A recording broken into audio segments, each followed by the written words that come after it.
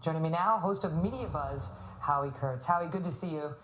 Hi, Megan. This story's completely fallen apart, completely. And we were out there the night of the DOJ report telling the audience that it had completely fallen apart. And after we went on the air on March 12th and started to publicly shame the media for staying totally silent, near totally silent on this, finally, 2 weeks later, Jonathan Capehart of the Washington Post came out and did a mea culpa to his credit. And 18 days later, the Washington Post itself came out and did a mea culpa saying, hands up, don't shoot, did not happen. Where is everyone else? It's hard to admit a mistake, especially when you have so much invested in that narrative, and it was a narrative that turned out to be false. Yes, as Mark Hanna says, you know, there is a problem in this country and in Ferguson, Missouri, with predominantly white police departments that discriminate against black residents. Which we covered too.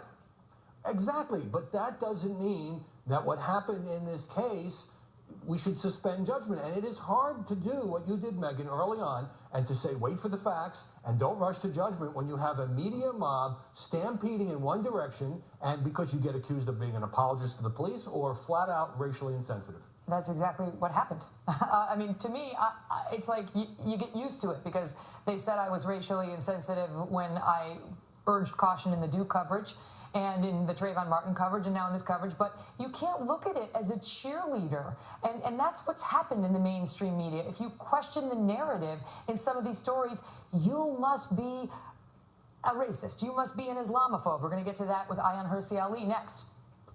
Well, I sat here last August and told you on this program that after the Huffington Post ran a screaming headline, arrest him, meaning Officer Darren Wilson, that I felt that liberal outlets and Al Sharpton were creating almost a lynch mob mentality because it fit a narrative that they wanted to push. Now, in fairness to some of the reporters covering this, they had Michael Brown's friends saying shot in the back, things that we now know are an absolute lie. The Ferguson Police Department in the opening days and weeks didn't say the officer was injured, didn't identify Darren Wilson. I'm just saying I totally disagree with you because law enforcement typically doesn't talk. And when I was covering the Supreme Court and the Department of Justice when I was down in D.C. for 3 years, it was always impossible because DOJ never talks. You know, they may leak sometimes, but it's very rare. So it's hard to give their side of the story. So what do? You do your best to try to understand what the other side might say or to raise the questions about the testimony you have on the first side so as not to mislead the audience that there's only one side of the story.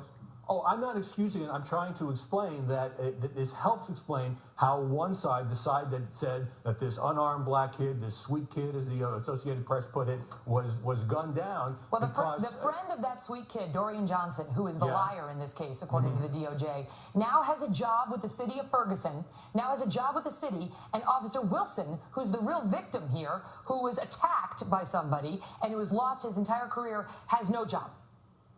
The lesson here is that when you only have one side speaking out, and you're right, I've covered law enforcement, and it's very difficult because they're investigating. They don't want to say things that turn out to be true. You have to tell the audience every day. You have to remind them in news stories, we don't know what happened. We don't have all the facts. What do you make of those, the four women on CNN on a straight news program? That's what they tell us this show is.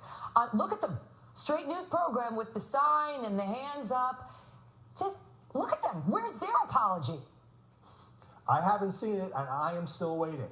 And I think that too many people who are supposed to be, quote, straight journalists, and along with commentators, rush to embrace this false narrative. We now know it's completely, totally, utterly false because it was sort of the cool liberal thing to do to identify with a victim of what they saw as a racial case. You don't use cases like this to prove that you are empathetic to the very real problem of racism.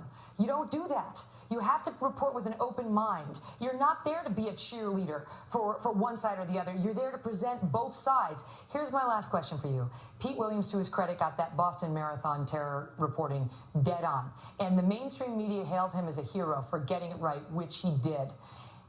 Fox News got this case right. Fox News, not just me, we played the Kelly File case, but it wasn't just me. Fox News urged caution on this case from the very beginning.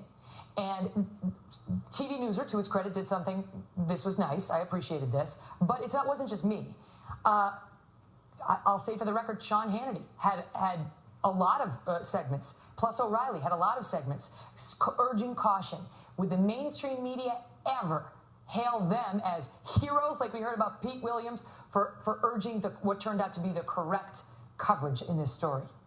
If you are waiting for the mainstream media to say not only that we were wrong in this racially charged case that resulted in so much violence in that town, and to credit Fox News for being right, you're going to hold your breath a long time. We don't care about them. What we care about is those folks who talked to Quinnipiac Polling and said Fox News is the #1 most trusted news outlet. Republicans and a lot of independents said that as well.